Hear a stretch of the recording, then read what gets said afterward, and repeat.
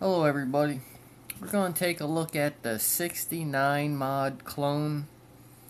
Not 100% on who the maker of this is. This was purchased from Fastech. I've had this for some time now.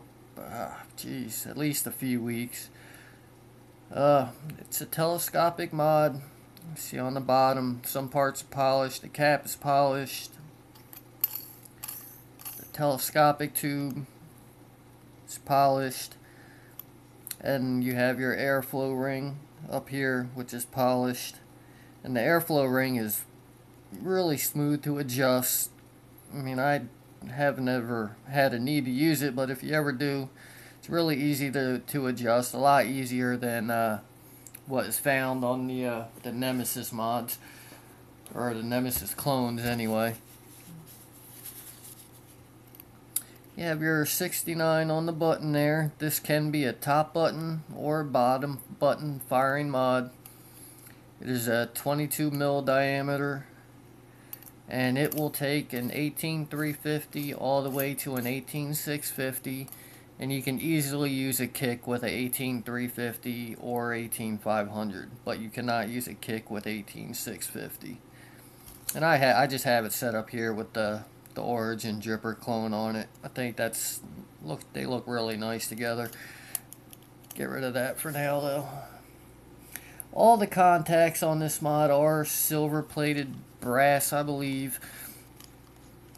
Hopefully I'll show you in a second when I start ripping everything apart, but all the 510 is adjustable, and there's also an adjustment for battery rattle. Even with this being a telescopic tube, there is an adjustment for that.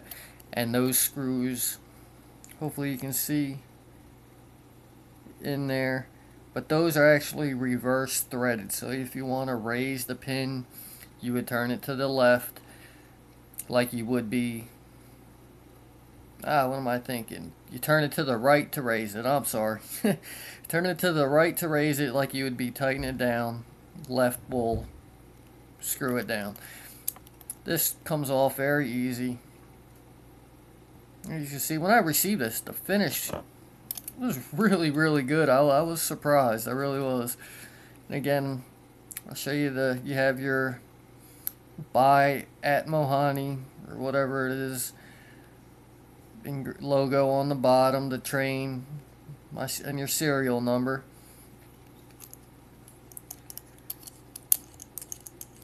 And you do not have a spring at the bottom of this mod. You just have a nice little silver plated brass kind of slug down there, and that is removable. It will unscrew, makes for easy cleaning. And there is one thing I do want to point out with this mod. I have noticed that this mod it suffers more from dirty contacts than a lot of mods. It's almost, the roller had a similar issue where if you didn't stay on top with making sure everything was nice and clean, it would start degrading in performance. And this is kind of like that, and it's not a bad thing on the fault of whoever made this clone. It's just how it is. There's so many different contact points that just a little gunk or a little tarnish built up on a couple of them, even if it's a small amount, over all the contact points, it can make a difference. You can see on the top cap, after removing the ring, you do have some knurling up there. All the threads on this, really, really good. The build quality of this, I don't know, like I said, I'm not 100% on the maker. I do see H Cigar offering one of these, but the build quality, in my opinion, is actually better than those Nemesis clones. The finish is beautiful. The polish is really good. My camera sucks. Alright, hopefully you can see that, but there's, and what will happen is, if I can show you inside the switch, when you push your button, that little post right there will make contact with this, and it also has a part on the bottom. There's another little screw set on the bottom of the control unit. You see that? And that also has a little post like this that sticks up, that'll make contact with, and it'll complete your circuit. Which is why both of those contact points plus adding a little bit of tarnish does add up to the drop over all those contact points. So you do want to stay on top of cleaning the mod. You have your telescopic tube portion right here. The threads are very fine. Hope you can see that. Really fine. Not a single issue with the threads. They're no burrs, no bite marks, none of that stuff. Really good condition. And this, like I said, I've had this for a while. I've been using it pretty heavily. Not all day, every day, but it has been getting plenty of use. You have your venting on the main battery tube, on the bottom or on the top, however you like it. Actually, no, it only goes one way. I'm sorry, this is your bottom, because your bottom cap, hopefully you can see the way they broke up the threading in there. I believe it's different threading through, and your bottom cap will only thread onto that part. It will not. Yeah, see, it just pops right in like that. Anyway, before I rip it apart even a little bit further, just to show you all the posts and things that you will need to keep clean, I do want to show you how you will get this to work in 18350 mode, because that's where this little adjustable pin right there will come into play. So we'll screw everything back together.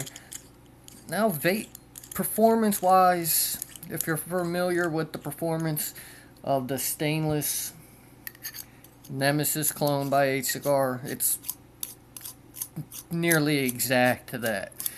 Sometimes if all your contacts are really clean, you may get a little better, but it's basically, don't expect anything more than what you get with a stainless Nemesis clone, which isn't bad at all. It's really good for an all stainless mod.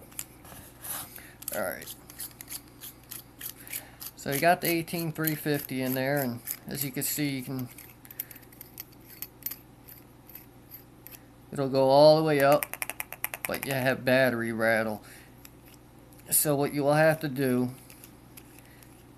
just like pretty much with any other mod with shoring up the battery rattle that has the adjustable thing, you will have to adjust that. And again, I have the wrong screwdriver, and let me see if I got one near me, which I probably don't. Yeah, of course I don't. Anyway, but you would turn it to the right, and hopefully you can see that. Just turn it to the right and it'll start coming out. So just like you were tightening it, that's how you would adjust that out. Okay, so now you see how that came out a little bit. And you would just keep adjusting that until you get it all nice and secure. But you can see I have a gap in there, so I would have to play around with it a little bit more just to match everything up. But I think you guys get the idea. So we're going to take that apart, and what I'm going to do is rip the switch housing apart for you guys, just because you are going to have to get familiar with in there if you do decide to purchase this mod.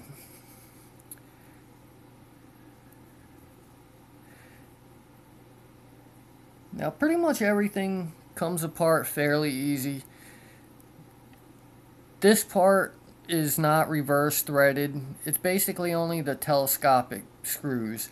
The parts that are on top of them are reverse threaded, but the main portion of the screw, like I said, like this little post here, you would turn it to the left to unscrew it, just normal. And that'll come right out. And here is your 510 connection. Excuse the gunk under the fingernail. But there's your 510 connection. And this part, this adjustable part on the top, like I said, reverse threaded. You turn to the right, and that'll extend out. If I can, there you go. You see how that telescopes out to meet up with any of your devices, and this is the same way. And if I can get a grip on the bottom one is, the bottom pin is actually threaded normally, and that'll come out like that, and that's for the positive contact of your battery. And then you have your switch in here, and you can see that's actually machined fairly well in there. I'm kind of impressed, and this mod is solid. It's not super heavy, but especially this part, it feels like a good grade steel. I'm not entirely sure. Now, if you see that O-ring in there, that actually, mine came with that. I have seen other clones that did not come with that. It's caused the button to stick out really far. Now, that does prevent the button from sticking out far, but it also makes it a little more difficult to turn and lock. Like, you'll have to try to get behind it and pull it out fairly tight, because this will lock. If you turn the 69 on its side, it will lock. And like that, see how that pin in there is sideways? Now you will not make contact. Alright, and now you want to screw it, so there's a little slot in there so you can unscrew that out, and you would take that out,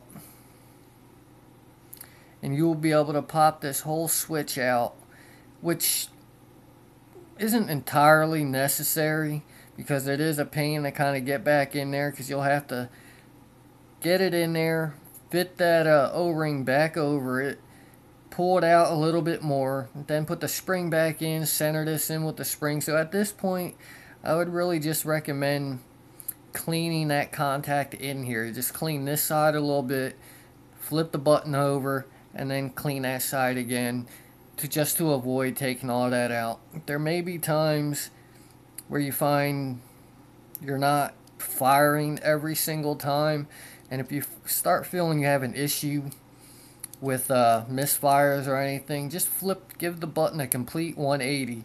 Whereas now I have the slotted part top, just spin it all the way around, so you have just the solid part, the non-slotted part on the top, and see how that works for you. That did solve my issue, and I stopped having misfires. Sometimes if that doesn't help, flip it back over and then just adjust the height of it, because if you unscrew it, tighten or loosen it, you can raise and lower that post. So just try adjusting the height of it. It will take a little bit of fiddling with it, but you can sort that issue out, and it should stay solved once you get everything set up right. So now I'm gonna put everything back together real quick and set it up for you in its bottom firing mode, just so you could see how you would do that. And then we're just gonna pretty much call it a day for this one. I don't want to, again, make anything overly complicated. Performance, like I said, it's just like the Nemesis, very happy. Once you get this sorted out, it's very reliable. Alright, take that out.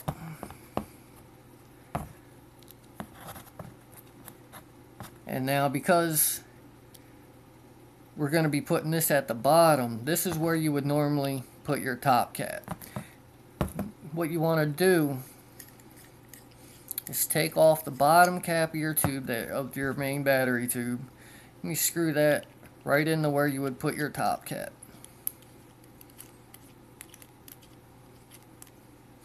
Now you see we have the bottom cap right on the switch, making contact, and then we just do it like normal. Put this back on, and battery nipple up just like normal, like a normal setup.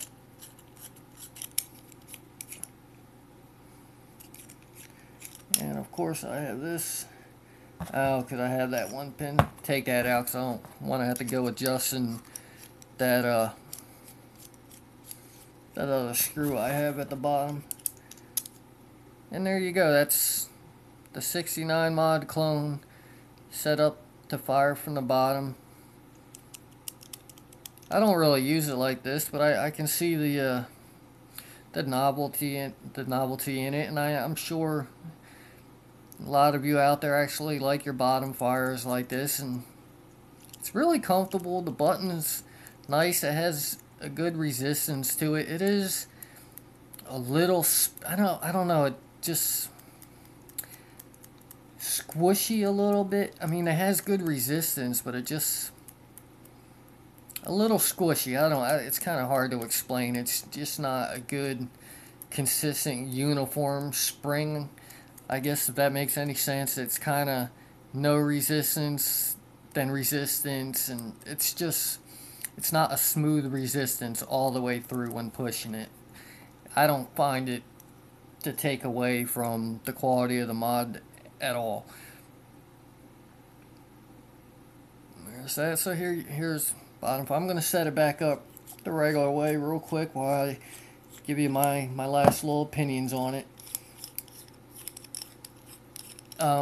Like I'm a fan of it. I never did own a real 69 mod, and to be honest, I never would. It's not a purchase. I'm not a fan of the styling of it.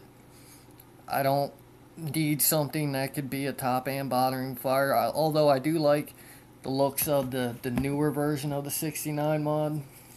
So that could be something I may get sometime down the road, but for now, I just got this because it was cheap and was hoping it would live up to the quality of the Nemesis clones, which not only has it done, just my opinion, I believe it exceeded. If there was one, I mean, they really nailed this one, but if there was one complaint, just one, as you see the thread is beautiful, if there was one complaint that I have with this that I don't believe is inherited from the original design, is the telescopic tube. I have the 18650 in there. Everything's tighted, like fully tight.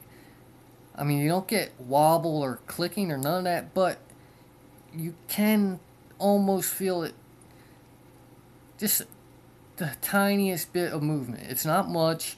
It's not anything you're going to notice while vaping. It's just if you're being an uptight asshole like me, that may be something that's going to irk you because you just find yourself just sitting there concentrating. Just can't get it out of your mind. It's something else. Alright, fully charged battery. 4.17 volts. This is a 0.9 ohm coil I have in here. I normally do lower, but this is what I have set up at the moment. And as you can see, I'm getting an inconsistent fire. 3.6, 4.